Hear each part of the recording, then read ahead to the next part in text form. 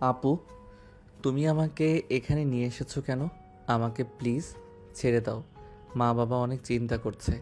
College করে বাসায় না গেলে অনেক টেনশন করবে। কেন রে? তখন কি বললে মনে নেই?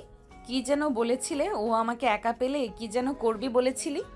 আমার ওয়াচ, ফিগার আমাকে দেখলে তোর আদর করতে মন চায় কেন?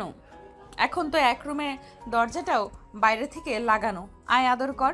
আপু, তোমাকে তখন ওই কথা বলতে চাইনি। বন্ধু বান্ধবের পাল্লায় পড়ে বলেছি, প্লিজ ক্ষমা করে দাও। আর কখনোই তোমাকে বলবো না। এবারের মতো মাফ করে দাও প্লিজ। মাফ কর। মাফ? আর আমি আজ পর্যন্ত কখনো কেউ আমার কাছে মাফ চেয়ে পাইনি, তুইও পাবি না। যা বলতে বলেছি তাই কর, না হলে জ্যান্ত আর বাসায় যেতে পারবি না।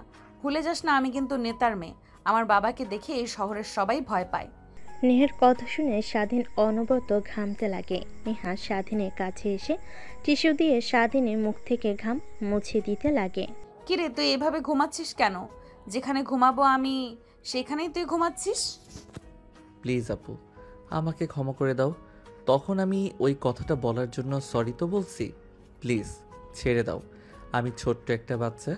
আমার সঙ্গে এসব কাজ করতে তোমার বিন্দুমাত্র বাচ্চা না। ওরে আমার ছোট বাবুটা!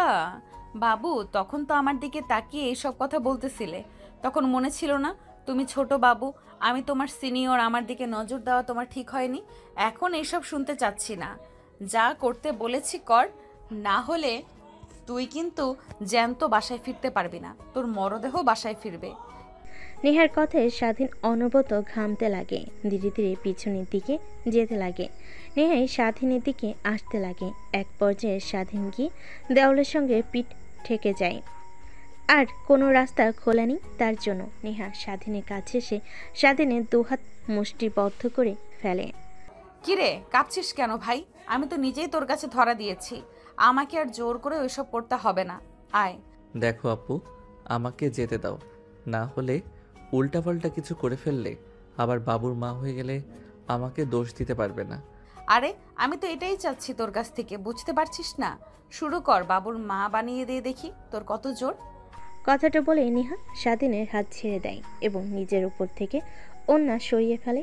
স্বাধীন নিচের দিকে তাকিয়ে থাকে। নেহা স্বাধীনের ঘাড় উঁচু করে স্বাধীনের ঠোঁটে অনবরত নেহা তার হাত দিয়ে স্লাইড করতে লাগে, স্বাধীনকে উত্তেজিত করতে লাগে।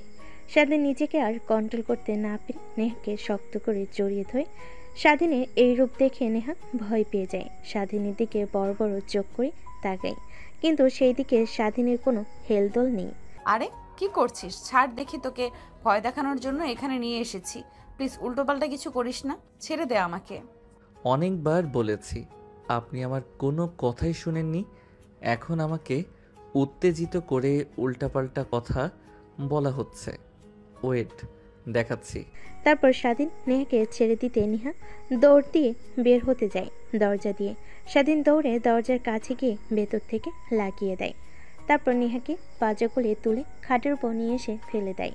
নেহা ধীরে ধীরে পিছনের দিকে যেতে লাগে আর স্বাধীনকে উদ্দেশ্য করে বলতে লাগে। দেখ, আমি তোর বড় আপুর মতো, প্লিজ কিছু করিস না। তখন তুই আমাকে উল্টাপাল্টা মন্তব্য করায় অনেক রাগ হয়ে যায়, তাই ভেবেছিলাম তোকে শাস্তি দেব বাসায় নিয়ে এসে, কিন্তু এরকম পরিস্থিতি হবে কখনো বুঝতে পারিনি। এখন আর এইসব বলে কোনো লাভ নেই। আপনি আমার কবলে পড়েছেন। বাঁচার উপায় একদমই নেই। এখন নিজে নিজে যদি জানতে ভালো না হলে আমি নিজেই সব কিছু করেছি। দেখ, তুই কিন্তু ভুলে যাচ্ছিস আমি এখানকার নেতার মেয়ে। যদি বাবা জানতে পারে তুই আমার সঙ্গে জোর জবরদস্তি করে এইসব করেছিস, তাহলে তোকে তো মারবেই, সঙ্গে তোর সপরিবারে মেরে ফেলবে কিন্তু। ও আচ্ছা, তাহলে এই ব্যাপার। ওয়েট, এর একটা সলিউশন বের করছি আমি।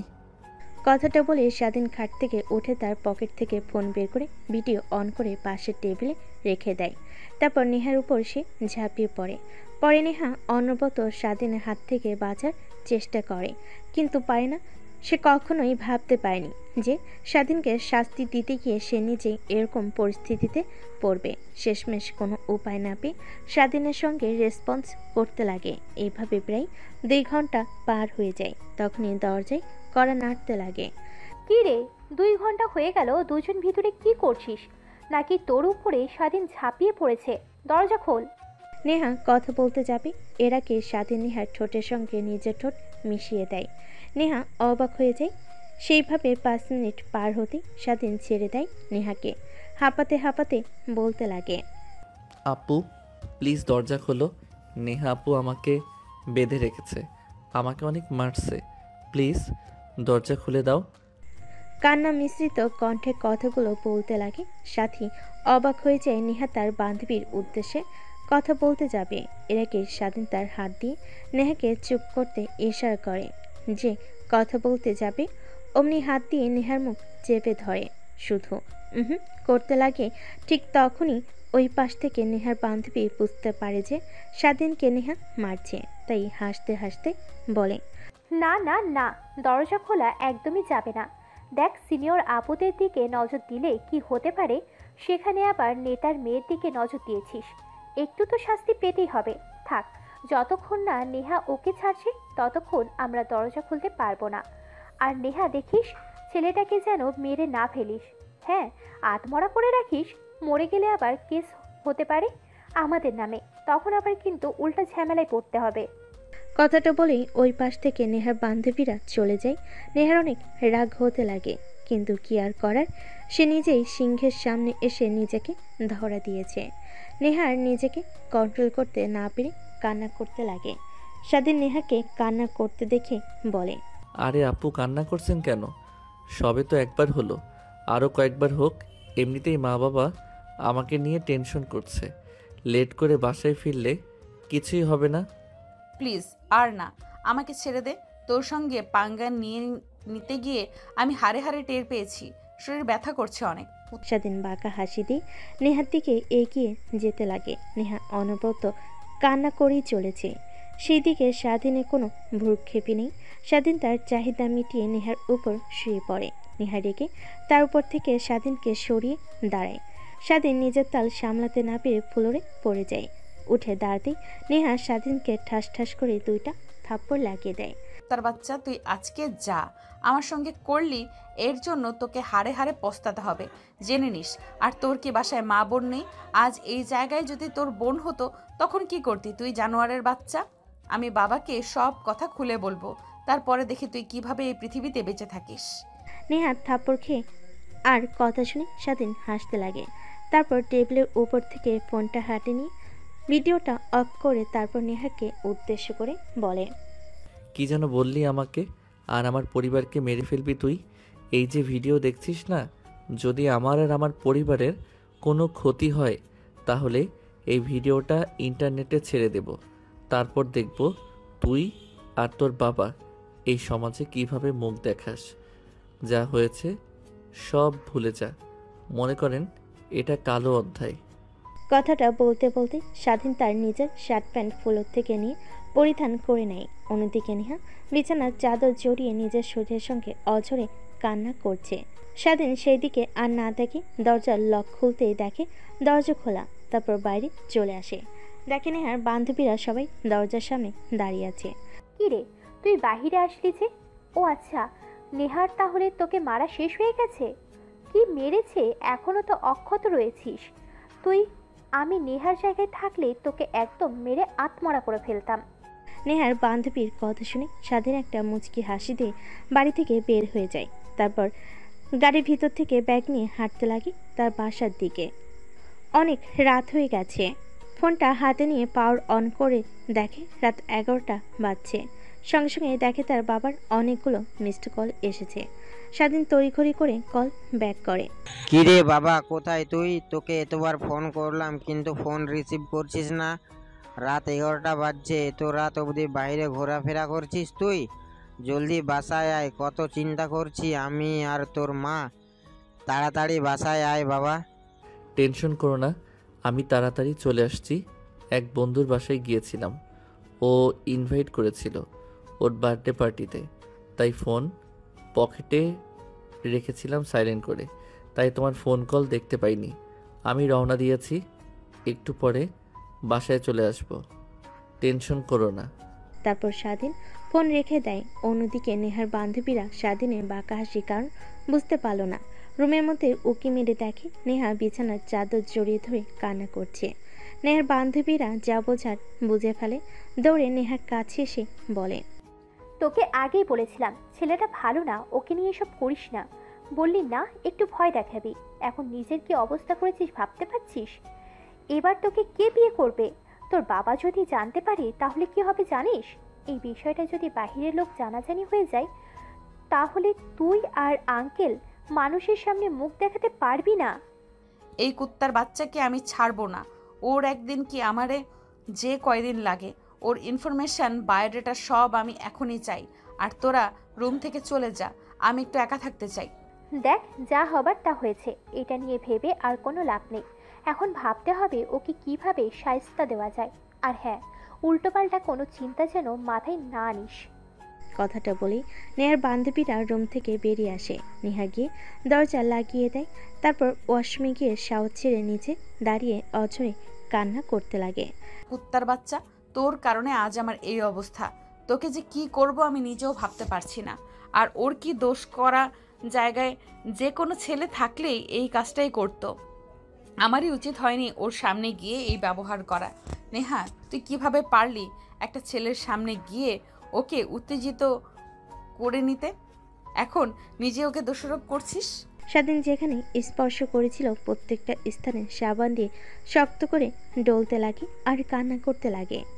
নেহার কথাগুলো নিজেই নিজে ভাবছিল আর মাথায় আঘাত করছিল। দেখতে দেখতে ফ্রেশ হয়ে গোসল করে ওয়াশরুম থেকে বের হয়ে আসে। তারপর পোশাক পরিধান করে বাইরে আসে। দেখে তার বান্ধবীরা ল্যাপটপ অন করে কি যেন করছে। নেহা তাদের পাশে গিয়ে বসে, নিজেকে সামনে বলে, কিরে, কি হয়েছে? সবাই হুমড়ি খেয়ে ল্যাপটপে কি দেখছিস এভাবে? স্বাধীনকে? ও তোর ধর্ষণকারীকে? মানে? কথাটা বলে নেহা তার বান্ধবীদেরকে সরিয়ে সোফায় বসে পড়ে। দেখে সবাই স্বাধীনের ফেসবুক আইডিতে ঢুকে ওর পিক দেখছে। নেহা স্বাধীনের পিকগুলো দেখে যথারীতি ক্রাশ খেতে লাগে একের পর এক। কিরে, তুই ওর দিকে আবার এইভাবে তাকিয়ে আছিস কেন? ল্যাপটপের মধ্যে থেকে বের করে আবার মারবি নাকি ওকে? যদি পারতাম তাই করতাম আমি। আচ্ছা, এত রাত হয়ে গেল, আঙ্কেলকে তো দেখছি না, কোথায় গিয়েছে আঙ্কেল? বাবা দেশে নেই, ব্যবসার কাজে বিদেশে গিয়েছে। ফিরতে এখনো মাস দুয়েক লাগবে। আর তোরা তোদের ফ্যামিলিকে ফোন করে বলে দিয়েছে যে আমার বাসায় আছিস। গ্রুপ স্টাডির কথা বল। তোকে আর বলতে হবে না, আমরা সেটা আগেই বলে দিয়েছি, কারণ জানি তোর পাশে গেলে আমাদের রাতে না রেখে আসতে দিবি না, তাই বলে দিয়েছি। তা এখন কি করবি? ওর অনেক ক্ষুধা পেয়েছে, কিছু খাবার আছে কি বাসায়? তারপর নেহা কাজের বুয়াকে খাবারগুলো গরম করে দিতে বলে। তারপর নেহা তার বান্ধবীদের সঙ্গে আড্ডা দিতে লাগে আর ভাবতে লাগে কিভাবে নেহা স্বাধীনকে সাহায্য করবে। অন্যদিকে স্বাধীন বাসে গিয়ে দরজায় কলিং বেল দিতে স্বাধীনের মা এসে দরজা খুলে দেয়। তারপর রুমের মধ্যে প্রবেশ করে সোফায় গিয়ে বসে স্বস্তির একটা নিঃশ্বাস ফেলে। পাশ থেকে স্বাধীনের মা বলে, 7 দিন হলো না এখানেই নতুন এসেছে, আর এর মধ্যেই বন্ধু বানিয়ে ফেলেছিস। আবার ওর বাসায় গিয়ে বার্থডে পার্টি করিস। একটাবার ফোন করে বলবি না যে বাসায় মা বাবা আছে, অনেক চিন্তা করছে তোকে নিয়ে? সরি মা, আসলে খেয়াল ছিল না আমার। আচ্ছা, খাবারের জন্য কিছু আছে আমার জন্য বেড়ে আমার রুমে নিয়ে আসো, ফ্রেশ হতে হবে। কথাটা বলেই স্বাধীন সোফা থেকে উঠে রুমে চলে যায়। ব্যাগটা খাটের উপর রেখে গামছার প্যান্ট শার্ট নিয়ে ওয়াশরুমে চলে যায়। তারপর ফ্রেশ হতে লাগে। ঠিক তখনই নেহার কথা ভাবতে লাগে।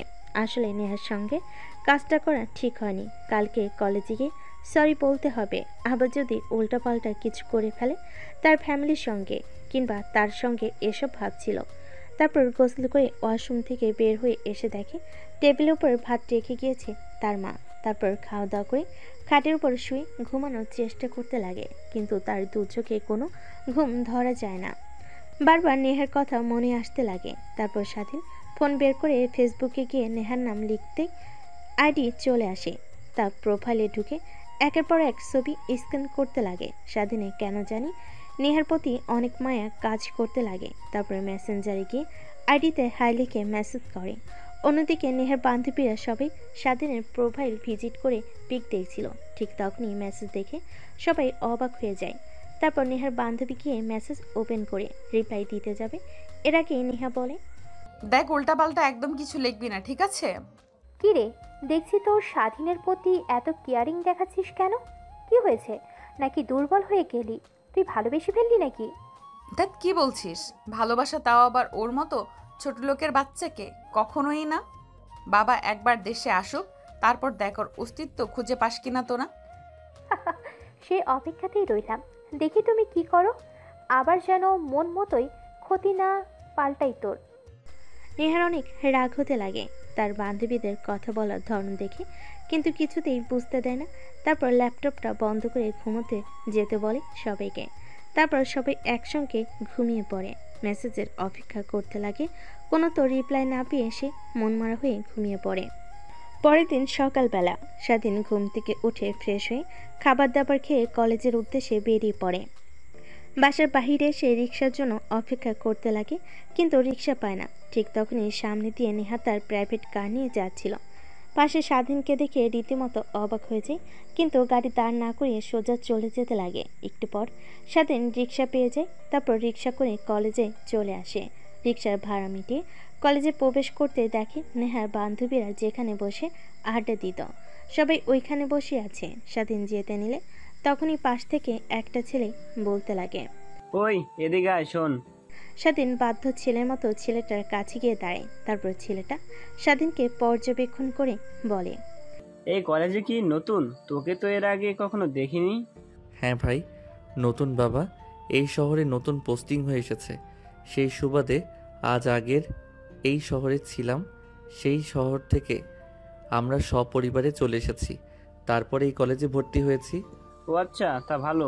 কিন্তু একটা কথা মাথায় রাখবি, আমরা এই কলেজের বড় ভাই। যখন আমাদের সামনে দিয়ে যাবি মাথা নিচু করে আর সালাম দিয়ে যাবি, ঠিক আছে? হ্যাঁ, বুঝতে পারছি। তাহলে এখন একটা কাজ কর, ওই যে দেখছিস মেয়েগুলো, ওর মধ্যে যে একটা মেয়ে টি শার্ট পরে আছে, শার্টের বোতাম খোলা, ওই মেয়ের কাছে গিয়ে তুই প্রপোজ করবি আর বলবি তোমার সঙ্গে রুম ডেট করতে চাই। ছেলেটার দেখানো ইশারা অনুযায়ী স্বাধীন সেই দিকে যেতে লাগে। দেখেন নেহার পাশে বেশ কিছু মেয়ে বসে থেকে আড্ডা দিচ্ছেন। কিরে, তাকে কি ভাবছিস? যা গিয়ে প্রপোজ করবি, আর আমি যেটা বললাম সেটা বলবি, ঠিক আছে?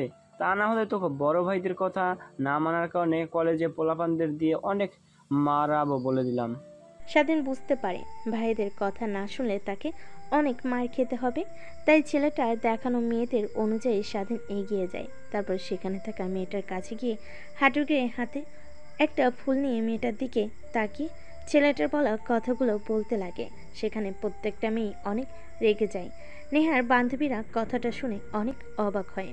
তারপর মেয়েটা স্বাধীনের গলা চেপে ধরে ঠাস ঠাস করে থাপ্পড় মেরে বলতে লাগে, ফকিন্নির বাচ্চা, তুই আমাকে চিনিস? আমি কে? তোর সাহস কি করে হয় আমাকে এই সকল কথাবার্তা বলতে? কি বলি? আমার সঙ্গে রুম ডেট করবি? ফকিন্নির বাচ্চা, সাহস কত? তুই আর জানিস আমি কে? আমার বাবার এই কলেজের প্রিন্সিপাল। যদি বলি তোকে ঘাড় ধাক্কা দিয়ে এই কলেজ থেকে বের করে দেবে। আর আমার কাছে এসে উল্টোপাল্টা কথা বলিস তুই? স্বাধীন আগে থেকে বুঝতে পারছিল যে তার সঙ্গে এরকম কিছু হবে। ঠিক তখনই সেই ছেলেগুলো সেখানে হাজির হয়। ধীরে ধীরে পুরো কলেজে থাকা স্টুডেন্টগুলো তাদের দিকে তাকিয়ে থাকে। ছেলেটা এসে মেয়েটার সামনে দাঁড়িয়ে বলে, কিরে সাথী, কি হয়েছে? এই ফকিন্নির বাচ্চা তোকে উল্টাপাল্টা মন্তব্য করেছে, তাই না?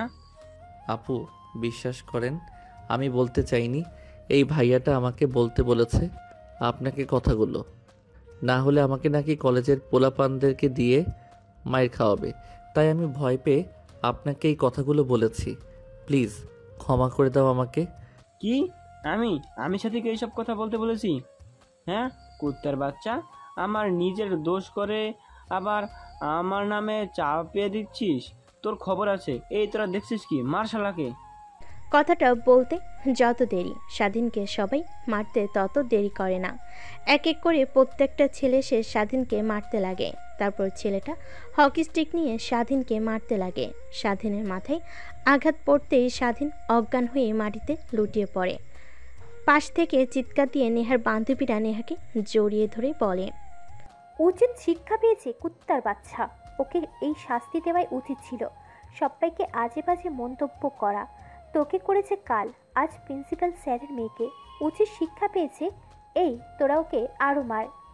স্বাধীন অজ্ঞান হয়ে যাওয়ার শেষ অবধি নেহার দিকে করুণ দৃষ্টিতে তাকিয়ে থাকে। তাকে বাঁচানোর শেষ অবলম্বন ইচ্ছা নেহার কেন জানি অনেক খারাপ লাগতে লাগে, কিন্তু কি আর করবে। সে এখন যদি স্বাধীনকে সাহায্য করে তাহলে তার বান্ধবীরা উল্টাপাল্টা কথা বলবে।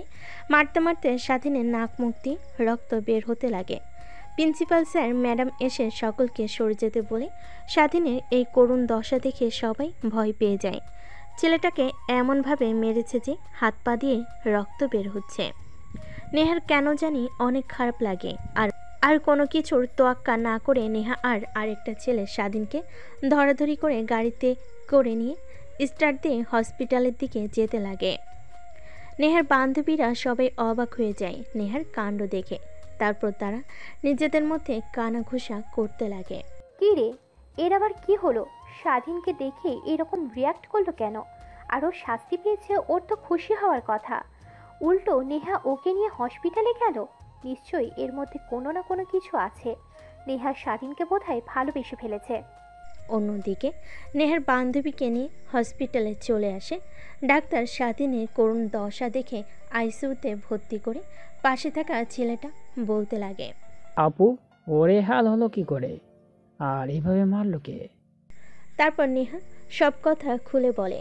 পাশে থাকা স্বাধীনের বন্ধু মাথায় হাত দিয়ে চেয়ারে বসে পড়ে। নেহ বসে পড়ে। তারপর স্বাধীনের বন্ধু নেহাকে বলতে লাগে, আপু, বিশ্বাস করবেন কিনা তা জানি না, আমি স্বাধীনের সঙ্গে সে ছোট্টবেলা থেকে বন্ধুত্ব, কখনো কোনো মেয়ের দিকে বাজে দৃষ্টিতে তাকাই নাই। সবসময় প্রত্যেকটা মেয়েকে সম্মান করেছে। আমি শিওর দিয়ে বলতে পারবো যে স্বাধীন কারোর চাপে পড়ে এই কথাটা বলেছে। ও ওই রকম ছেলেই না যে সকলের সামনে গিয়ে প্রপোজ করবে, তাও আবার বাজে কথা বলে। তারপর নেহা স্বাধীনের বন্ধুর সঙ্গে টুকটাক কথা বলছিল। ঠিক তখনই সেখানে আবির্ভাব ঘটে ডাক্তারের। কিছু ফর্মালিটি পূরণ করতে বলে, কিন্তু এখানে স্বাধীনে কেউ নেই। তাই নেহা বউ পরিচয় দিয়ে ফর্মালিটিগুলো পূরণ করে। পাশে থাকা স্বাধীনের বন্ধু অবাক হয়ে যায়। তারপর স্বাধীনের অপারেশন স্টার্ট হয়। প্রায় 1 ঘন্টা পর ডাক্তার বের হয়ে আসে। স্বাধীনের বন্ধু এগিয়ে গিয়ে বলে, আঙ্কেল, এখন কেমন অবস্থা আমার বন্ধুর? হ্যাঁ, এখন বিপদমুক্ত, কিন্তু ছেলেটাকে কে বা কারা এভাবে মেরেছে? আর একটু মারলেই তো একদম মরে যেত। মাথার অনেকটা জায়গা কেটে গেছে, হাত পা কেটে রক্ত বের হচ্ছে। রক্ত দরকার হবে। এই পজিটিভ, আমাদের ব্লাড ব্যাংকে রক্ত নেই। তুমি রক্ত জোগাড় করো। কথাটা বলার জন্যই আমি বের হয়ে এসেছি। ইমিডিয়েটলি দরকার। কিন্তু আঙ্কেল। স্বাধীনের বন্ধুর সম্পূর্ণ কথা না শুনে ডাক্তার চলে যায়। গোমরা মুখ নিয়ে নেহার কাছে আসতেই নেহা বলে, কি ব্যাপার, কি হয়েছে? স্বাধীনের এইভাবে গোমরা মুখ করে আছো, ডাক্তার কি বললো তোমাকে? আপুর রক্তর দরকার, এ পজিটিভ গ্রুপের, কিন্তু আমার তো বি পজিটিভ রক্ত, বা কারোর দেওয়া সেটাও জানে না। আর ব্লাড ব্যাংকের রক্ত নেই। ও আচ্ছা, এই ব্যাপার। আমার এ পজিটিভ রক্ত আমি দিব। তারপর নেহা স্বাধীনকে রক্ত দিতে চলে যায়। ডাক্তার টেস্ট করে নেহার শরীর থেকে 2 ব্যাগ রক্ত নিয়ে নেয়। তারপর নেহা স্বাধীনের বন্ধুকে বাই জানিয়ে হসপিটাল থেকে চলে যায় সোজা কলেজে। নেহার বান্ধবীরা নেহাকে দেখে দৌড়ে এগিয়ে এসে বলে, কিরে, তুই কলেজে এসেছিস ভেবেছিলাম, তো আবার হারিয়ে গেছিস বুঝি? ওকে নিয়ে বুঝলাম না, ওকে মেরেছে তোর খুশি হওয়ার কথা। তোর সঙ্গে ওই অনেক বাজে কাজ করেছে, আর তুই ওকে নিয়ে হাসপাতালে ভর্তি করতে চলে গেলি। হ্যাঁ, ছেলেটা আমার সঙ্গে অনেক বাজে কাজ করেছে, এটাই ঠিক। কিন্তু আমি তো আমার চোখের সামনে এই ছেলেটাকে তরপাতে মরে যাবে এটা দেখতে পারবো না। ওই জায়গাতে যদি স্বাধীন না হয়ে অন্য কোনো ছেলে থাকতো তাহলে আমি একই কাজ করতাম। কথাটা বলে নেহা ডলতে লাগে। তারপর অজ্ঞান হয়ে মাটিতে পড়ে যাবে। এর আগে নেহার বান্ধবীরা ধরে ফেলল। তারপর কলেজের হসপিটালে নিয়ে যায়। ডাক্তার নেহাকে দেখে বলে, মেয়েটার শরীর অনেক দুর্বল, তারপর আবার রক্ত দিয়েছে, এই কারণে অজ্ঞান হয়ে গিয়েছে। তোমরা একটা কাজ করো, ওকে বাসায় নিয়ে গিয়ে ভালো খাবার খাওয়ালে আগের মতো হয়ে যাবে, টেনশন করো না। ডাক্তার কিছু ওষুধ লিখে দেয়। তারপর নেহার বান্ধবীরা নেহাকে নিয়ে বাসায় চলে আসে। এভাবে কেটে যায় বেশ কিছুদিন। 1 মাস পর স্বাধীন অনেকটা সুস্থ হয়ে যায়। স্বাধীনের বাবা মা তাকে আর এই কলেজে লেখাপড়া করাবে না এইটা বলে স্বাধীন না করে দেয়। সে ওই কলেজে ছাড়া অন্য কোনো কলেজে পড়বে না। এই কয়েকদিন নেহা স্বাধীনকে একটু দেখার চেষ্টা করে না, অনেক জানতে ইচ্ছে করে স্বাধীনের পরিস্থিতির কথা। স্বাধীনের বন্ধুকেও কলেজে আসতে দেখে না নেহা। কলেজ শেষ হলে বাসায় চলে যায় নেহা। তারপর দেখতে দেখতে রাত হয়ে যায়। নেহার অনেক মনে পড়তে লাগে স্বাধীনের কথা, কেন যেন অনেক মায়া কাজ করে স্বাধীনের প্রতি। তারপর নেহার মনে পড়ে যায় স্বাধীনের দেওয়া মেসেজের কথা। তারপর মেসেঞ্জারে গিয়ে স্বাধীনকে গিয়ে মেসেজ দেয়। অন্যদিকে স্বাধীন ফেসবুক স্ক্রলিং করছিল। হঠাৎ নেহার মেসেজ দেখে অবাক হয়ে যায়, সিন করে রিপ্লাই দেয়। একটু পর নেহা ফোন করে। স্বাধীন রিসিভ করে কাঁপা কাঁপা গলে বলে, হ্যালো, আসসালামু আলাইকুম। ওয়ালাইকুম আসসালাম। তা তোর অবস্থা এখন কেমন? আলহামদুলিল্লাহ অনেক ভালো। মেরে ফেলতে তো চেয়েছিলেন, কিন্তু দেখেন মরে যায়নি। অনেক সুন্দর চাল চেলেছিলেন, কিন্তু কেউ বুঝতেই পারিনি আপনি কাজ করেছেন। টেনশন করেন না, আপনার ভিডিও কখনোই আমি ইন্টারনেটে দেব না। শুধুমাত্র আপনাকে ভয় দেখানোর জন্য কথাটা বলেছি। আমাকে মেরে ফেলেন, সমস্যা নেই, কিন্তু প্লিজ আমার পরিবারের এখনও ক্ষতি করেন না। কি বলছিস তুই? আমি চাল চেলেছি মানে? বিশ্বাস কর, তোকে মারার পিছে আমার কোনো হাতই নেই, বিশ্বাস কর। আমার বিষয়ে আপনার কি আসে যায়? আপনি যদি বলেন আমি আর ওই কলেজে যাব না, অবশ্য মা বাবা আর ওই কলেজে পড়াবে না বলেছে আমাকে। এখনও যদি আপনার রাগ না কমে তাহলে আমাকে বলেন, আমি যাব। আপনি যত খুশি আমাকে মারবেন, আমি কিছুই বলবো না কাউকে। দেখ, তোকে মারের পিছে আমার কোনো হাত নেই তোকে বলছি, তারপরও বিশ্বাস করছিস না কেন? ভয় পেয়ে না, আমি তখন আসলে ভিডিও করিনি, এমনিতেই ফোন ওইখানে রেখে গিয়েছিলাম। বাদ দিন, আল্লাহ হাফেজ, ভালো থাকবেন। ফোনের ওই পাশ থেকে নেহা অনবরত হ্যালো হ্যালো বলে চলেছে, কিন্তু স্বাধীন ফোন রেখে দেয়। তারপর নেহার অ্যাকাউন্টটা ব্লক করে দেয়। এইভাবে চলে যায় বেশ কিছুদিন। স্বাধীন অন্য আরেকটি কলেজে ভর্তি হয়েছে। নেহা ক্লাস করছিল, ঠিক তখনই জানালার বাইরে দিয়ে তাকিয়ে দেখে স্বাধীনের বন্ধু। নেহা ক্লাস থেকে বের হয়ে স্বাধীনের বন্ধুর কাছে গিয়ে দাঁড়ায়। হাঁপাতে হাঁপাতে বলতে লাগে, কিরে স্বাধীনের কি হয়েছে? কলেজে দেখছি না ওকে, প্রায় 2 মাস হলো। ও আপু, আপনি তো স্বাধীনকে হাসপাতালে রেখে এসে যে চলে আসলেন আর দেখতে গেলেন না। ও এই কলেজে পড়বে না, ও অন্য আরেক কলেজে ভর্তি হয়েছে। আমিও আর পড়বো না, স্বাধীন যে কলেজে ভর্তি হয়েছে সেখানে ভর্তি হব। এই কলেজ থেকে টিসি নেওয়ার জন্য এসেছিলাম। আমি যাচ্ছি, আল্লাহ হাফেজ আপু। স্বাধীনের বন্ধু কথাটা বলে নেহার আর কোনো কথা না শুনে কলেজ থেকে বের হয়ে যায়। নেহা ভাবতে লাগে, জিজ্ঞেস করব কোন কলেজে ভর্তি হয়েছে, কিন্তু বলতেই পারলাম না। ছেলেটা আমাকে অনেক ভুল ভাবছে। তারপর নেহা গোমরা মুখ করে ক্লাসরুমে চলে যায়। এক এক করে সব ক্লাস করে বাসায় চলে আসে। মন খারাপ করে টিভি দেখছিল, ঠিক তখনই নেহার বাপ এসে নেহার পাশে বসে বলে, মারে তোর কি হয়েছে? আমি বিদেশ থেকে আসার পর দেখছি তুই কেমন যেন হয়ে গেছিস, একদম কথা বলছিস না, সবসময় চুপচাপ থাকছিস। আমার মেয়ে পুরো বাসা মাথায় করে বেড়াতো, সেই মেয়ে চুপচাপ হয়ে গেছে। কি হয়েছে মা, বল আমাকে। কই বাবা, কিছুই তো হয়নি, এমনি। দেখ মা, তোর মা মারা যাওয়ার পর দ্বিতীয়বার আমি বিয়ে করিনি। সৎ মায়ের সাথে তোর সঙ্গে কেমন আচরণ করবে এর জন্য। আর তুই এমন মনমর হয়ে বসে থাকলে বল আমার কি ভালো লাগে? কি হয়েছে বল, তোকে কোনো ছেলে ডিস্টার্ব করছে? না বাবা, তোমাকে এই শহরের সবাই চেনে, আর তোমার মেয়েকে ডিস্টার্ব করবে এমন সাহস কারো আছে নাকি? এমনিতেই ভালো লাগছে না আমার, তাই বসে আছি, এর থেকে বেশি কিছু না। চলো খাবার খেয়ে নিই, অনেক রাত হয়ে গেছে, তোমার জন্য অপেক্ষা করছিলাম। কই মা, সবে তো মাত্র 9টা বাজে, একটু পর খাবার খাই। আগে না তুই আর আমি রাতভর বসে মুভি দেখতাম, কিন্তু এখন এরকম হয়ে গেছিস কেন? কি হয়েছে বল প্লিজ। আমার কোন আচরণে কষ্ট পেয়েছিস তুই, নাকি টাকা লাগবে বল?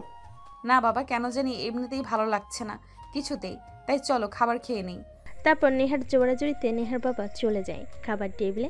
তারপর খাওয়া দাওয়া শেষ করে নেহা প্লেটে হাত ধুয়ে চলে যায় নিজের রুমে। নেহার বাবার অনেক খারাপ লাগে, তার মেয়ে হাসি খুশি সবসময় থাকতো, এমন মনমরা হয়ে গেছে কি জন্য। তাই নেহার বাবা তার এক বডিগার্ডকে ডাক দিয়ে নেহার সম্পর্কে সব খুঁটিনাটি বের করতে বলে, কেন এমন মনমরা হয়ে রয়েছে। অন্যদিকে স্বাধীন নতুন কলেজে গিয়ে অনেক বন্ধু বান্ধবী হয়। তার সকলের সঙ্গে আনন্দে আনন্দে ক্লাস করতে লাগে। আগের মতো দুষ্টামি করে না, মনোযোগ দিয়ে ক্লাস করে। বাসায় আসে। এমনই একদিন স্বাধীন তার বাসার বাহিরে দাঁড়িয়ে রিক্সার জন্য অপেক্ষা করছিল। ঠিক তখনই নেহা সামনে দিয়ে যায়। স্বাধীনকে দাঁড়িয়ে থাকতে দেখে নেহা স্বাধীনের কাছে সে গাড়ি দাঁড় করিয়ে গ্লাস নামিয়ে বলে, আয় গাড়িতে উঠে বস।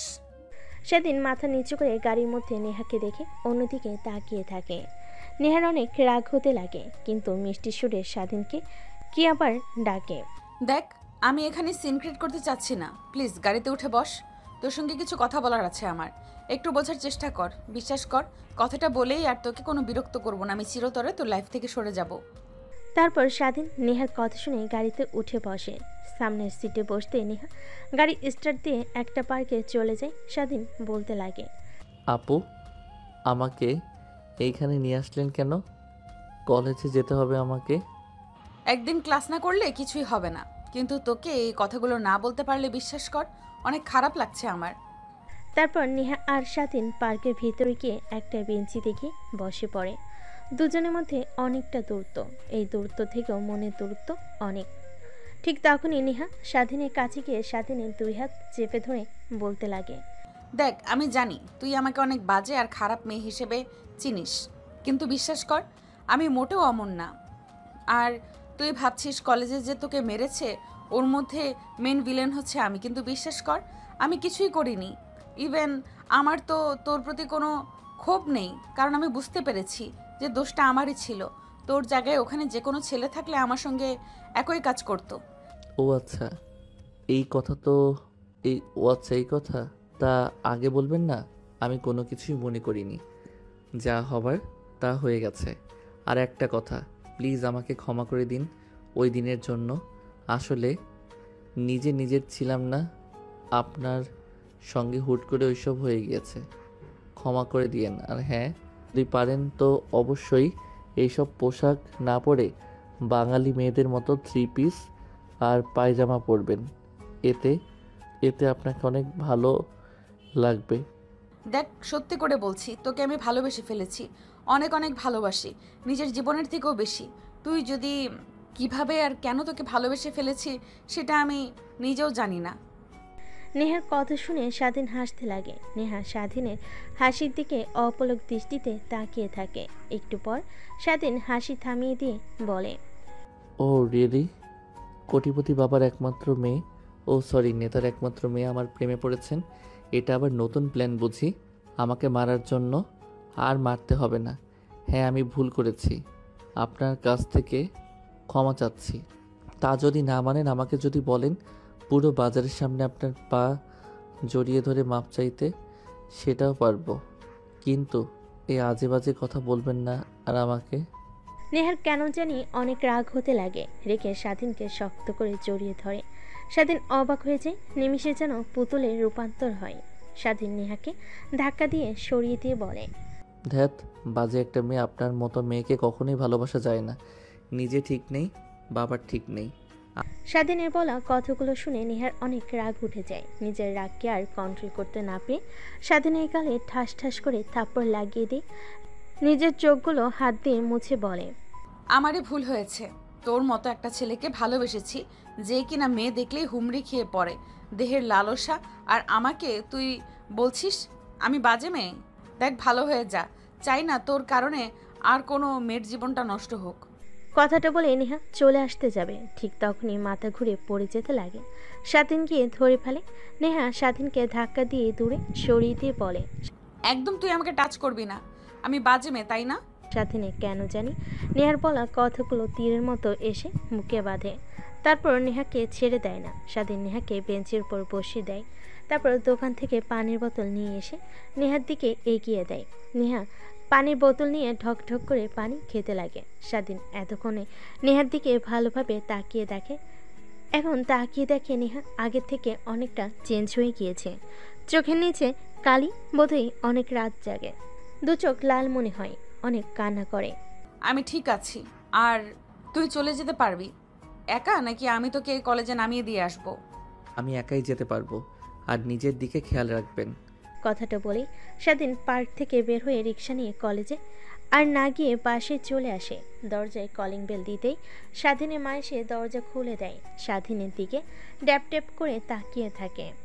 কিরে বাবা, কি হয়েছে? আজ এত তাড়াতাড়ি বাসায় চলে আসলে যে? কেন জানি আজকে কলেজ করতে একদমই ভালো লাগছিল না। বাবা, কি হয়েছে তোর? তোকে দেখছি দিন দিন কেমন জানি চেঞ্জ হয়ে যাচ্ছিস। আগের মতো হাসি খুশি নেই, সবসময় গোমরা মুখ করে থাকিস। বল, কি হয়েছে আমাদের? তাই বাসায় চলে এসেছি। আরে মা, কিছুই হয়নি, শুধু শুধু তোমরা আমাকে নিয়ে চিন্তা করছো। ভালো লাগছে না, রুমে গিয়ে একটা ঘুম দিলে ঠিক হয়ে যাব। তারপর স্বাধীন রুমে গিয়ে ফ্রেশ হয়ে পোশাক পরিবর্তন করে খাটের উপর শুয়ে ঘুমানোর চেষ্টা করে। উপরের দিকে ফ্যান ঘুরছিল, সেই দিকে তাকে অতীতে ঝাঁপ দেয়। দোস্ত, কখনো ভাবতেই পারিনি আবার আমাদের দুজনে এভাবে মিল হবে। শুধু শুধু তোর বাবা গিয়েছে দিনের জন্য, সিলেট গিয়েছিল। 2 বছর আমাদের মধ্যে দূরত্ব বেড়ে গিয়েছিল, দেখ আবার ঠিক হয়ে গিয়েছে। এক কলেজে আবার নতুন করে অধিপত্য শুরু হবে আমাদের। হ্যাঁ, ঠিক বলেছিস। আচ্ছা চল, এখানে আর না দাঁড়িয়ে থেকে কলেজের ভিতরে প্রবেশ করি। দাঁড়িয়ে দাঁড়িয়ে সিনিয়র মেয়েদের দেখি।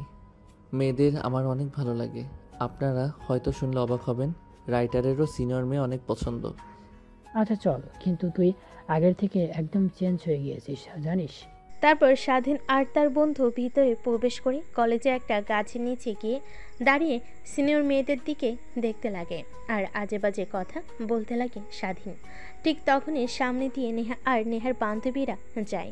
নেহার দিকে তাকিয়ে বলতে লাগে, এর জন্যই সিনিয়র মেয়েদের ভালো লাগে আমার। দেখ কি ফিগার, একদম হট। যদি একবার কাছে পাইতাম তাহলে বাচ্চার মা বানিয়ে দিতাম। স্বাধীনের বলা কথা নেহার কানে গিয়ে পৌঁছায়। পেছনের দিকে তাকাতে স্বাধীন ভয় পেয়ে সেখান থেকে দূরে সোজা ক্লাসরুমে চলে যায়। নেহা গিয়ে প্রত্যেকটা ক্লাসরুম খুঁজে দেখতে লাগে। এক পর্যায়ে স্বাধীনের ক্লাসরুমে চলে আসে। তারপর স্বাধীনকে নিয়ে নেহার বান্ধবীরা জোর জবরদস্তি করে গাড়িতে তুলে নেহার বাসায় নিয়ে যায়। বাকিটা তো আপনারা জানেনই। স্বাধীনের ভাবান্তরের সে তো ঘটে ফোনের শব্দ শুনে ফোনটা হাতে এনে দেখে তার বন্ধু ফোন করেছে। কিরে, আজকে কলেজ আসলি না যে? আর পর্দাকে দেখলাম নেহাপুর সঙ্গে বসে আছি। স্বাধীন কথা শুনে অনেকটা ভয় পেয়ে যায়, আমতা আমতা করে বলে। স্বাধীন তার বন্ধুকে উল্টাপাল্টা বুঝিয়ে দেয়, তারপর ফোন রেখে ঘুমিয়ে পড়ে। পরদিন সকালবেলা ঘুম থেকে উঠে স্বাধীন তৈরি হয়ে ফ্রেশ হয়ে কলেজে চলে যায়। স্বাধীনের বন্ধু স্বাধীনের জন্যই অপেক্ষা করছিল। তারপর দৌড়ে কাছে এসে ঘাড়ের উপর হাত দিয়ে বলে, দেখ, আমাকে উল্টাপাল্টা যতই বোঝাস, আমি কিন্তু ছোট্ট বাচ্চা না। হ্যাঁ, তুই যে নেহাপুকে ভালোবাসিস আর নেহাপু তোকে যে ভালোবাসে এটা কিন্তু আমি জানি। দেখ কি বলছিস তুই, উল্টাপাল্টা কথা? আমি উল্টাপাল্টা কথা বলছি তাই না? তোকে কলেজের সামনে সবাই মারধর করলো, সবাই দাঁড়িয়ে দাঁড়িয়ে শুধু দেখলো। নেহাপু এসে তোকে ধরে হাসপাতালে ভর্তি করিয়ে নিয়ে যায়। আবার তোর রক্তর দরকার, নেহাপুর রক্ত দেয়। নেহাপুকে দেখে বুঝতেই পারিনি তোকে নিয়ে অনেক চিন্তিত সে। একটা মেয়ে কখনোই আর একটা ছেলেকে নিয়ে এতটা সিরিয়াস হয় না যতটা কিনা নেহাপুকে দেখেছি। তখনই বুঝতে পেরেছি তোদের মধ্যে কোনো চক্কর আছে। তখনই শিওর হয়ে আবার যখন নেহাপু আমার কাছে দৌড়ে এসে তোর খোঁজ দিতে লাগে। আচ্ছা, তোদের মধ্যে কি কিছু হয়েছে? তোর এই অভ্যাসটা যাবে না একদমই। বেশি বেশি বোঝার আরে কিছু নেই। উনি আমার সিনিয়র। আসলে আসলে আসলে আসলে আর বলতে হবে না। ঠিক তখনই ক্লাসের স্যার চলে আসে। তারপর স্বাধীন আর তার বন্ধু মনোযোগ দিয়ে ক্লাস করতে লাগে। স্বাধীন আনমনে ভাবতে লাগে, তাহলে নেহা যা বলেছে ঠিকই বলেছে। আসলে ওই কথাগুলো আমাকে ইচ্ছে করে মেরেছে, তার ওর মধ্যে কোনো হাত নেই। আর সেদিন যেভাবে বলল আমাকে নিয়ে অনেক সিরিয়াস মনে হয়। নেহা আসলেই আমাকে অনেক ভালোবেসে ফেলেছে। আমার উচিত হয়নি তাকে এতটা অবহেলা করার। দেখা হলে ক্ষমা চেয়ে নিব, কিন্তু আমি কেন নেহাপুকে মনের কথা বলতে গিয়েও বলতে পারলাম না যে আমিও আপনাকে অনেক ভালোবাসি। স্বাধীনের বন্ধু স্বাধীনকে ভাবতে দেখে গায়ে হাত দেয়। স্বাধীনের ভাবনার সেদ ঘটে। তারপর স্বাধীন মনোযোগ দিয়ে ক্লাস করতে লাগে। দেখতে দেখতে ক্লাস শেষ হয়ে যায়। কলেজ ছুটি হলে স্বাধীন সোজা বাসে চলে আসে। রুমে গিয়ে দরজা আটকে ওয়াশরুমে চলে যায়। শাওয়ার ছেড়ে নেহাকে নিয়ে ভাবতে লাগে। আমার উচিত ছিল তার কথাগুলো ভাবা। নেহা আমাকে এতটা ভালোবাসে আর আমি প্রতিনিয়ত অবহেলা করে দিয়েছি। আমাকে নিয়ে ভাবতে ভাবতে নিজের কি বেহাল দশা করে ফেলেছে। চোখের নিচ দিয়ে কালি পড়ে গিয়েছে। কথাগুলো ভাবতে ভাবতে স্বাধীন গোসল করে বাইরে চলে আসে। তারপর ফোন হাতে নিয়ে নেহাকে ব্লক ছাড়িয়ে মেসেজ করতে লাগে। দেখে নেহা তাকে ব্লক করে রেখেছে। অনেক রাগ হতে লাগে। নিজের রাগের কারণে আজ এই দশা। তাই রেগে ফোনটা ফুলরে আসা মারে। ঠিক তখনই স্বাধীন মা হাতে খাবারের প্লেট নিয়ে স্বাধীনের রুমে প্রবেশ করে। ফোন আসা দিতে দেখে স্বাধীন মা স্বাধীনের পাশে বসে মাথায় হাত বুলিয়ে দিতে দিতে বলে, দেখ বাবা, জানি না তোর কি হয়েছে, কিন্তু একটা কথা মনে রাখবি যে কখনো হাল ছাড়বি না, আর কখনো এমন কিছু করবি না যার জন্য সারা জীবন পস্তাতে হয়।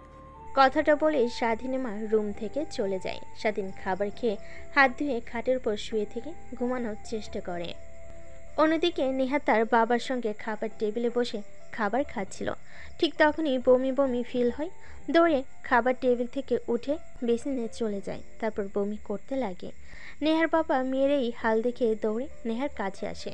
তারপর মাথায় হাত বুলিয়ে দিয়ে বলতে লাগে, মা, তোর কি হয়েছে হঠাৎ এভাবে বমি করছিস? বাবা জানি না, কিন্তু বেশ কিছুদিন হলো খাবারের পর অনেক বমি হয়। আমার মাথা ঘুরে পড়ে যেতে নেই, সব সময় চোখ আধার দেয়, কিছুই বুঝতে পারছি না বাবা। কথাটা বলেই নেহা অজ্ঞান হয়ে পড়ে যেতে নেই। এখানে তার বাবা ধরে ফেলে। বাসার কাজের লোকরা এসে নেহাকে ধরাধরি করে তার রুমে নিয়ে যায়। নেহার বাবা চিন্তা করতে লাগে মেয়ের এই বেহাল দশা দেখে। তারপর তার ডাক্তার বন্ধুকে ফোন করে বাসায় আসার জন্য বলে। একটু পর ডাক্তার বাসায় চলে আসে। নেহাকে ভালোভাবে পর্যবেক্ষণ করে অনেক চিন্তিত হয়ে রুম থেকে বের হয়ে আসে। নেহার বাবা ডাক্তারকে চিন্তিত দেখে বলতে লাগে, কি রে, কি হয়েছে? সবকিছু ঠিক আছে তো? আমার মেয়ে সুস্থ আছে তো? হ্যাঁ ঠিক আছে, কিন্তু নেহা মামনিকে দেখে যতটুকু বুঝতে পারলাম নেহা মামনি প্রেগনেন্ট, আর এর কারণেই খাবার খাওয়ার পর বমি করছে। আর প্রেগন্যান্সি অবস্থায় চিন্তা করলে এরকম হাল হয়। মাঝে মাঝে অজ্ঞান হয়ে পড়া, চোখ আধার দেওয়া চিন্তা করিস না। আর মেয়েকে কখন বিয়ে দিলি কিছুই তো জানতে পারলাম না। কি বলছিস তুই? তোর কিছু একটা ভুল হচ্ছে। নেহার তো বিয়েই হয়নি, তাহলে পেটে বাচ্চা কি করে আসবে? নেহার বাবার কথা শুনে ডাক্তার ভুরকুচকে নেহার বাবার দিকে তাকিয়ে বলে, দেখ, আজ পর্যন্ত আমার রিপোর্ট কখনো ভুল হয়নি। আর নেহা মামনিকে দেখে আমি এটাই বুঝতে পারছি আজকালকার মেয়েদের যে কি হয়। আর কালকে তুই একবার হসপিটালে নিয়ে আসিস, আমি ভালোভাবে পরীক্ষা করে দেখতে চাই। কথাটা বলেই ডাক্তার চলে যায়। নেহার বাবা চিন্তিত হয়ে সোফায় গিয়ে বসে পড়ে। কি বলল ডাক্তার? নেহা প্রেগনেন্ট মানে? এসব ভাবতে লাগে আর অনেক রাগ হতে লাগে। যদি বাইরে সবাই জানতে পারে নেহা প্রেগনেন্ট, তাহলে লোক সমাজে আর মুখ দেখাতে পারবে না। এসবই ভাবতে লাগে। নেহার জ্ঞান ফিরে আসার অপেক্ষা করতে লাগে। ঠিক তখনই নেহার বাবার মনে পড়ে নেহার বান্ধবীদের কথা। নেহা সত্যি কথা না বললেও নেহার বান্ধবীরা তাকে ঠিক সত্য কথা বলবে। তাই পকেট থেকে ফোন বের করে নেহার বান্ধবীকে ফোন করে বাসায় আসতে বলে। একটু পরে নেহার সকল বান্ধবীরা বাসে আসে। বসার রুম দিয়ে নেহার রুমের দিকে যাচ্ছিল। ঠিক তখনই নেহার বাবা ডাক দেয়। সবাই গিয়ে বসে পড়ে। তারপর নেহার বাবা বলতে লাগে, দেখো মা, তোমরা আমার মেয়ের মতোই। প্লিজ তোমরা আমার কাছে কেউ মিথ্যা কথা বলবে না। না আঙ্কেল, বলুন নির্দ্বিধায়, আপনাকে যা সত্যি তাই বলবো। নেহার বাবা স্বস্তির একটা নিঃশ্বাস ফেলে গম্ভীর কণ্ঠে বলতে লাগে, নেহা প্রেগনেন্ট। কি? নেহা প্রেগনেন্ট মানে? হ্যাঁ, নেহা প্রেগনেন্ট। আজ খাবার টেবিলে আমার সঙ্গে বসে খাবার খাচ্ছিল। ঠিক তখনই দৌড়ে খাবার টেবিল থেকে উঠে বেসরে গিয়ে বমি করতে লাগে। আমার সঙ্গে কথা বলতে বলতে অজ্ঞান হয়ে পড়ে। তারপর বাসার কাছের লোকদের নিয়ে রুমে নিয়ে যাই, ডাক্তারকে ফোন করে আসার জন্য বলি। ডাক্তার ভালোভাবে দেখে বলে নেহা প্রেগনেন্ট। প্লিজ মা, তোমরা আমার কাছ থেকে কিছু লুকিও না, যা সত্যি তা বলো নির্দ্বিধায়। তারপর নেহার বান্ধবীরা নেহার বাবাকে শুরু থেকে শেষ পর্যন্ত বলে যে কিভাবে নেহা প্রেগনেন্ট হলো। নেহার বাবা কথাগুলো শুনে অনেক রাগ হতে লাগে। রেগে বলতে লাগে, ওই ছোট লোকের বাচ্চার খবর আছে। আমার মেয়ের দিকে তাকানো ওই কুত্তার বাচ্চার আর ওর পরিবারকে একদম ধুলোয় মিশিয়ে দিব আমি। প্লিজ আঙ্কেল, উত্তেজিত হবেন না। দেখুন, ওইখানে স্বাধীনের কোনো দোষ নেই, সব দোষ নেহার। নেহা জোর করে কলেজ থেকে স্বাধীনকে উঠিয়ে বাড়িতে নিয়ে আসে।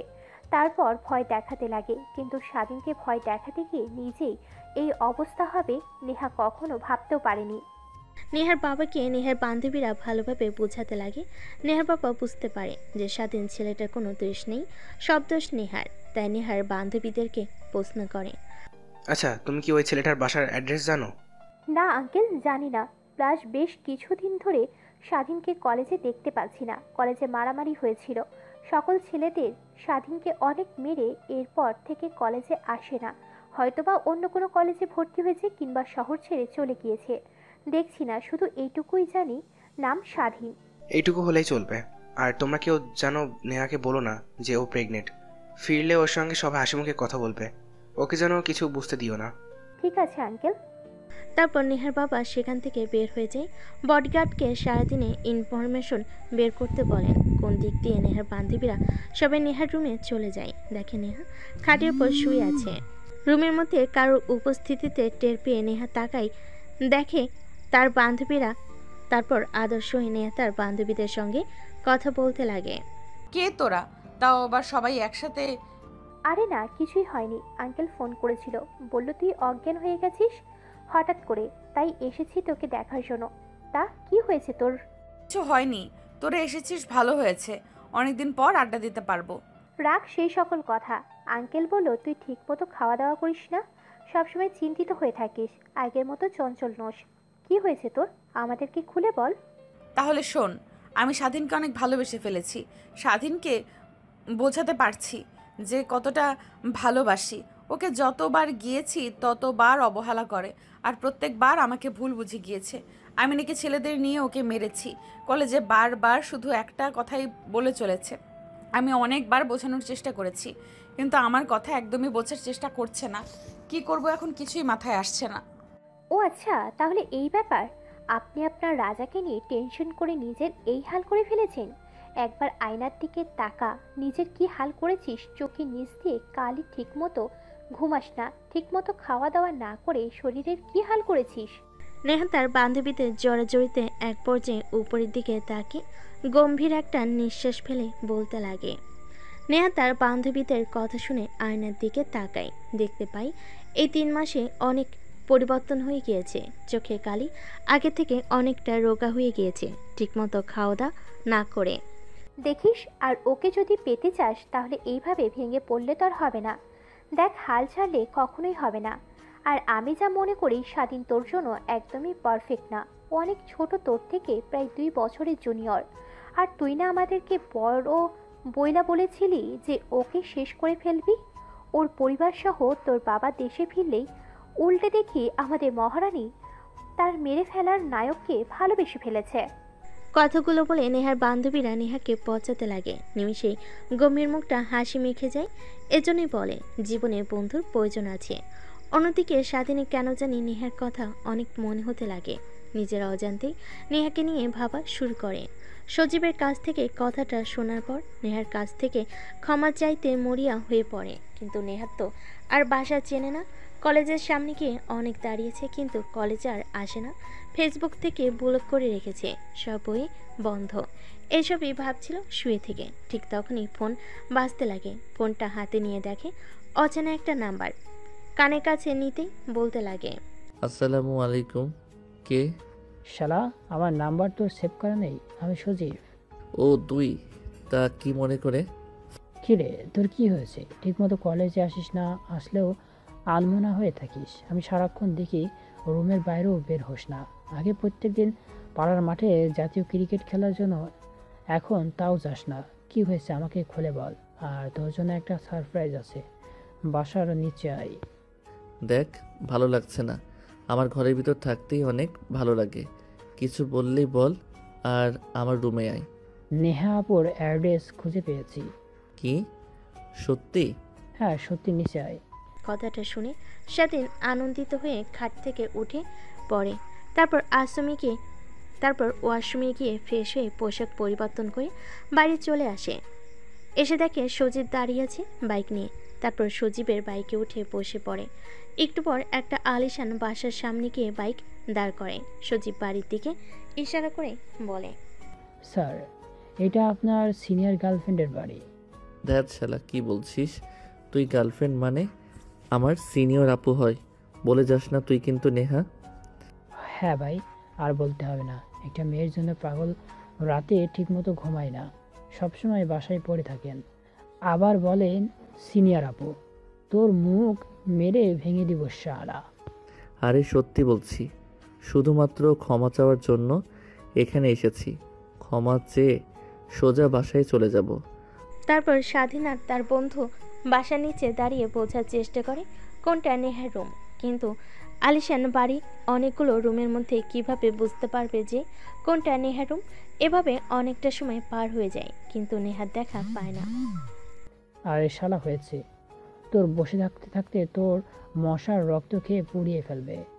এখন তো অন্তত চল, মনে হয় নেহা বাসায় নেই।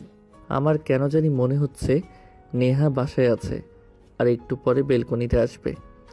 হ্যাঁ ভাই, আপনি তো জ্ঞানী, আপনি ভবিষ্যতও জানেন, তাই না? ভবিষ্যৎবাণী করেন আর ভাব থাকেন যে নেহা ঠিক আসবে।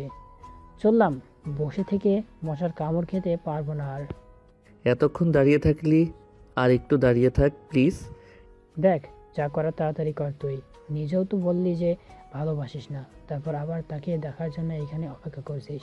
আর তুই কি ভাবছিস এখান থেকে নেহাকে ডাকলে ওই বেলকনিগুলো থেকে ভাবছিস তোর ডাক শুনতে পাবে? বলদ কোথাকার, বললেই পারিস যে অনেকদিন হলো নেহাপুকে দেখিস না, দেখার জন্য এসেছিস তুই। ঠিক আছে ভাই, আমি নেহাকে ভালোবাসি আর ওকে দেখার জন্য এসেছি। এবার তো অন্তত চুপ করো। তারপর স্বাধীন আর স্বাধীনের বন্ধু নিচে দাঁড়িয়ে থেকে অপেক্ষা করতে লাগে। একটু পর নেহা বেলকনিতে আসে কফির মগ হাতে নিয়ে ফ্রেশ হওয়ার জন্য। অনেকদিন পর তার বান্ধবীদের সঙ্গে আড্ডা দিয়ে কেন জানি অনেক ভালো লাগছে। কফি নিয়ে বেলকনিতে দাঁড়িয়ে প্রাকৃতিক মনোরম পরিবেশ উপভোগ করতে লাগে। অন্যদিকে স্বাধীন নেহাকে বেলকনিতে আসতে দেখে তার মুখের আচমকায় হাসি রেখা টানে। সে ভালো করে জানে এখান থেকে নেহাকে ডাকলে কখনো শুনতে পারবে না, তারপর বিধা ডাকতে লাগে। আরে ভাই, মারবি নাকি তুই? ভুলে যাস না, নেহার বাবা এখানকার নেতা, আশেপাশে তার অনেক বডিগার্ড ঘোরাফেরা করে।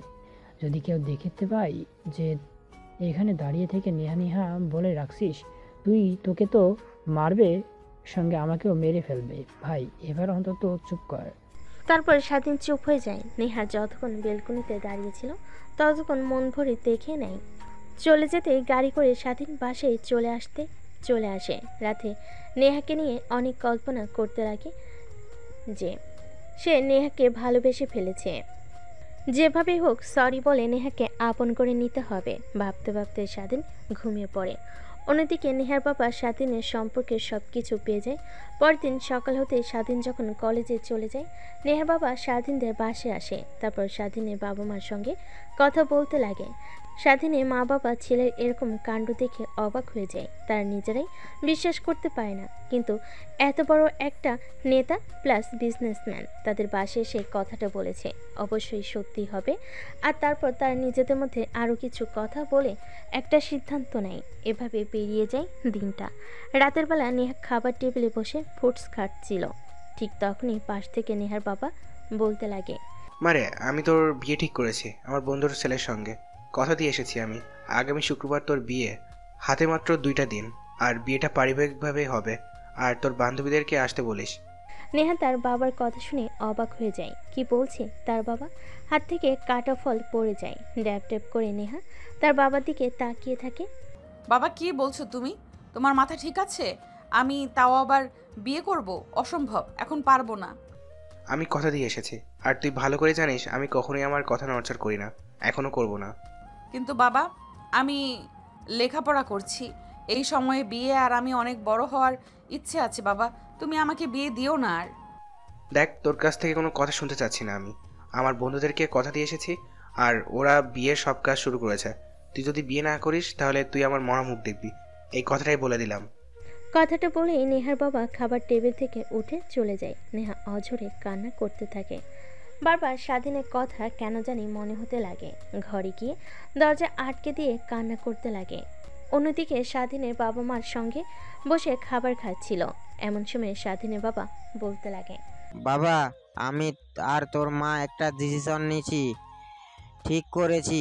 তুই বাসায় থাকিস না ঠিক মতো, বাসায় আসলে রুমে থাকিস সারাক্ষণ। তোর মা একা, আমি অফিসে চলে যাই, তাই আমি আর তোর মা সিদ্ধান্ত নিয়েছি তোকে বিয়ে দেব আমার এক বন্ধুর মেয়ের সঙ্গে। আর কোথাও দিয়ে এসেছি, আগামী শুক্রবার তোর বিয়ে। বাবা কি বলছো তুমি? মাথা ঠিক আছে? সবেমাত্র কলেজে উঠেছি আমি, আর আমার বিয়ে দেবে মানে? আর কে আমার মতো একটা ছেলেকে তার মেয়ের হাত তুলে দেবে? আর আমি বিয়ে করতে পারবো না, তোমাকে সাফ বলে দিলাম। আমি দেখ, কথা দিয়ে এসেছি আমি আমার বন্ধুকে, আমি আমার এক কথা একদম নড়চড় করতে পারবো না। বাকিটা তোর ইচ্ছা। তুই যদি বিয়ে না করিস তাহলে আমার আর তোর মায়ের মরা মুখ দেখবি, এই বলে দিলাম। কথাটা বলে স্বাধীনের মা আর বাবা চলে যায় খাবার টেবিল থেকে। স্বাধীনে অনেক খারাপ লাগতে লাগে। তার মা বাবার উপরে খাবার না খেয়ে হাত ধুয়ে রুমে চলে আসে। ভাবতে লাগে নেহার কথা। কি করবে সে? তার বাবা মাকে কি বলে নেহার কথা যদি বলে, তারা তো আর মেনে নিতে পারবে না। আর নেহার বাবা কি কখনো মানতে পারবে? আমি সামান্য একটা ছেলে, আর তারা কোটিপতি। আর নেহাকে গিয়ে এখন কথাটা বলে নেহা যদি না মেনে নেয়, তখন কি হবে? নাকি বাবা মার কথাই রাখবে? এইসবই ভাবতে লাগে স্বাধীন। দোটানার মধ্যে পড়ে যায়। কি করবে কিছুই বুঝতে পারে না। পরদিন সকালবেলা নেহা ঘুম থেকে উঠে কেন জানি নেহার মনে হয় যে তার মধ্যে আরও একটি প্রাণ জন্ম নিচ্ছে। তারপরে একটা কাজের মেয়েকে ডাক দিয়ে নিয়ে আসে নেহা। তার হাতে কিছু টাকা দিয়ে প্রেগনেন্সি কিট কিনে নিয়ে আসতে বলে। এটা দেখে কাজের মেয়ে নেহার দিকে ড্যাব ড্যাব করে তাকিয়ে থাকে। কি ব্যাপার আপা, আপনি এটা দিয়ে কি করবেন? দরকার আছে, আর এই নে কিছু টাকা। চুপ, কাউকে কিছু বলবি না। আর যদি কাউকে কিছু বলিস তাহলে তোকে এই বাড়ি থেকে বের করে দেবো কাছ থেকে। ঠিক আছে আপামনি, কাউকে বলবো না। তারপর কাজের মেয়েটা বাড়ি থেকে বের হয়ে যায়। ফার্মেসি থেকে প্রেগনেন্সি কিট কিনে নিয়ে আসে। তারপর নেহা প্রেগনেন্সি টেস্ট করতে অবাক হয়ে যায়। ফ্লোরে বসে অযোধ্যারে কান্না করতে লাগে। এখন কি হবে? বাবাকে গিয়ে কথাটা বললে বাবা তো আমাকে মেরে ফেলবে। কি করবে এখন? কথাটা ভাবতেছিল আর কান্না করতেছিল। নেহার বাবা খাবার টেবিলে এসে নেহাকে দেখতে পান না। তারপর কাজের মেয়েকে ডাক দিয়ে বলে, নিহামা কি এখনো ঘুম থেকে ওঠেনি? এত বেলা হয়ে গেছে, যা তো ওকে ডেকে নিয়ে আয়। স্যার, নেহা আপামনি তো অনেক সকালেই উঠেছে, দরজা লাগিয়ে রেখেছে। অনেক ডাকাডাকি করছি কিন্তু খুলছে না। কি, দরজা খুলছে না? আর তুই আমাকে এখন বলছিস? কথাটা বলে নেহার বাবা দৌড়ে নেহার রুমের সামনে চলে যায়। তারপর দরজায় নক করতে লাগে, কিন্তু দরজা খুলে না। নেহার বাবা অনেক ডাকাডাকি করতে লাগে। নেহা নিজেকে সামলে নেয়। ওয়াশরুম গিয়ে মুখ ধুয়ে দরজা খুলে দেয়। নেহার বাবা রুমে প্রবেশ করে নেহাকে জড়িয়ে ধরে কান্না করতে লাগে। মারে প্লিজ, আমাকে তুই ভুল বুঝিস না। আমি যা করছি তোর ভালোর জন্যই করছি। বাবা, তোমাকে একটা কথা বলার আছে আমার। হ্যাঁ মা, বল। তারপর নেহার বাবা সোফায় বসে পড়ে। নেহা তার বাবার পায়ের কাছে বসে পা জড়িয়ে ধরে কান্না করতে করতে বলে, বাবা, একজনকে আমি অনেক ভালোবাসি, আর তুমি হয়তো জানলে অবাক হবে যে তার সন্তান আমার পেটে। কথাটা বলে নেহা চুপ হয়ে যায়, কারণ সে জানে তার বাবা এখন তাকে অনেক বকাবকি করবে। কিন্তু তার বাবার কোনো রেসপন্স না দেখে মুখ তুলে তাকায়। বাবা, আমি তাকে ছাড়া বাঁচবো না। প্লিজ তুমি তোমার বন্ধুর সঙ্গে বিয়ে দিও না আমাকে। নেহার কথা শুনে নেহার বাবা হা হা করে হাসতে লাগে। নেহা তার বাবার হাসি দেখে অবাক হয়ে যায়। কি ব্যাপার, তুমি হাসছো কেন বাবা? আচ্ছা, ছেলেটার নাম কি স্বাধীন? হ্যাঁ, বাট তুমি জানো কি করে? আজ পর্যন্ত তুই আমার কাছ থেকে যা চেয়েছিস তাই পেয়েছিস। কখনো তোর হাসি মাখা মুখ দেখার জন্য অনেক কিছু করেছি। তুই গোমরা মুখ হয়ে বসে থাকিস, ঠিকমতো খাওয়া দাওয়া করিস না, আর ভেবেছিস আমি ঠিক থাকবো। তোর এই গোমরা মুখ ও চিন্তিত মুখ দেখে থাকার পেছনের সব কারণ খুঁজে বের করেছি। আর পাগলি মেয়ে একটা, আমি তো স্বাধীনের সঙ্গে বিয়ে ঠিক করেছি। কিন্তু তুমি যে বললে তোমার বন্ধুর ছেলে। আরে ওটা তো তোকে এমনি বলেছি। নেহা তার বাবার মুখ থেকে এরকম কথা শুনে অবাক হয়ে যায়। নিমেষে হাসি রেখা তার মুখে টেনে নেহা তার বাবাকে শক্ত করে জড়িয়ে ধরে। অন্যদিকে স্বাধীন তার বাবা মাকে অনেক করে বোঝানোর চেষ্টা করে, কিন্তু পায় না। নেহাকে নিয়েও ভাবতে লাগে। বুঝতে পারে নেহা তার কপালে নেই, তাই সে বিয়েতে রাজি হয়ে যায়। দেখতে দেখতে বিয়ে হয়ে যায়। বাসর ঘরে দরজার সামনে স্বাধীন অপেক্ষা করতে লাগে। পিছন থেকে স্বাধীনের বন্ধু এসে স্বাধীনকে ধাক্কা দিয়ে রুমের মধ্যে ঢুকিয়ে দিয়ে দরজা আটকে দিয়ে বাইরে থেকে বলে, শালা, ভাবিকে দেখে একদম অবাক হয়ে যাবি। আর সকালের আগে দরজা খুলছে না, যতই চিৎকার করিস না কেন তুই। কথাটা বলে স্বাধীনের বন্ধু চলে যায়। স্বাধীন গুটিসুটি পায়ে সামনের দিকে এগিয়ে যেতে লাগে। নেহা এসে স্বাধীনের পাশ হয়ে সালাম করে। স্বাধীন নেহার কাছ থেকে অনেকখানি দূরে দাঁড়িয়ে বলতে লাগে, দেখুন, এই বিয়েতে আমার কোনো মত নেই। মা বাবা আমাকে জোর করে বিয়ে দিয়েছে আপনার সঙ্গে। প্লিজ আমার কাছ থেকে কখনো স্বামীর অধিকার আশা করবেন না। আর হ্যাঁ, আমি অন্য আরেকজনকে ভালোবাসি। কথাটা শুনে নেহা রেগে যায়। ঘুমটা সরিয়ে স্বাধীনের দিকে তাকায়। স্বাধীন মাথা উঁচু করে নেহাকে দেখতে পেয়ে অনেকটা অবাক হয়ে যায়। নেহা দৌড়ে স্বাধীনের কাছে আসে, গলা চেপে ধরে বলতে লাগে, কুত্তার বাচ্চা, আর কয়টা মেয়ের জীবন নিয়ে খেলা করবি তুই? হ্যাঁ নেহা আপু তুমি? হ্যাঁ আমি। আর কাকে ভেবেছিলি তুই? তুই ভেবেছিস কি আমাকে ছেড়ে অন্য কাউকে বিয়ে করবি আর আমি তাকিয়ে তাকিয়ে দেখবো? আপু প্লিজ, কলার ছাড়ো। বিবাহিত স্বামীর কলার কেউ এভাবে ধরে নাকি? স্বাধীনকে আর কোনো কথা বলতে না দিয়ে নেহা স্বাধীনের ঠোঁটের সঙ্গে নিজের ঠোঁট মিশিয়ে নেয়। প্রায় 5 মিনিট পর স্বাধীনকে ছেড়ে দেয়। স্বাধীন অবাক হয়ে যায়। আপু, আমার মতো বাচ্চা ছেলের সঙ্গে তুমি এই কাজটা করতে ঠিক পারলে? স্বাধীনের কাছ থেকে আপু ডাক শুনে নেহা স্বাধীনের গালে ঠাস ঠাস করে থাপ্পড় লাগিয়ে দেয়। স্বাধীন ভাইবা চাকা খেয়ে দুগাল চেপে ধরে বলে, আপু কাকে বলছিস? হ্যাঁ আপু না, বউ বলে ডাকবি, না হলে আর কিছুদিন পর বাবুর বাবা হবি। এখনো ছোট বাচ্চা আছিস তুই। কি?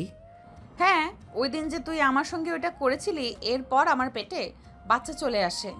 কি বলো তুমি? এটা যদি আমার মা বাবা জানতে পারে তাহলে আমাকে তো শেষ করে ফেলবে। সবাই জানে। এইবার আয়, কতদিন ধরে তোকে মন ভরে দেখি না। কথাটা বলে নেহা স্বাধীনকে শক্ত করে জড়িয়ে ধরে, তারপর খাটের উপর ফেলে দেয়। দুজনেই হারিয়ে যেতে লাগে এক ভালোবাসার অতল গভীরে। ওইদিকে আমাদের আর না গেলেও চলবে। যদি যেতে চান তাহলে বিয়ে করুন।